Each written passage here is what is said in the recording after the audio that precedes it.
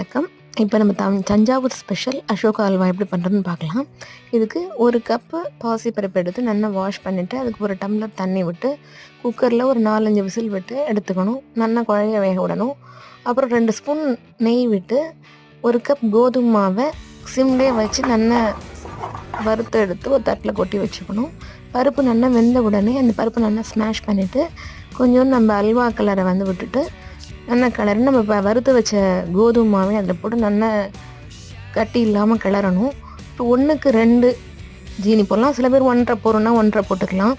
ஜீனி போட்டோடனே கொஞ்சம் லம்ஸ்லாம் வர ஆரம்பிக்கும். அதனால் நல்லா விஸ்கை வச்சு நல்லா கிளறி விட்டுட்டே இருக்கணும். நெய்யை கொஞ்சம் தாராளமாக விட்டால் தான் அந்த அசோகா அல்வா நல்லா இருக்கும்.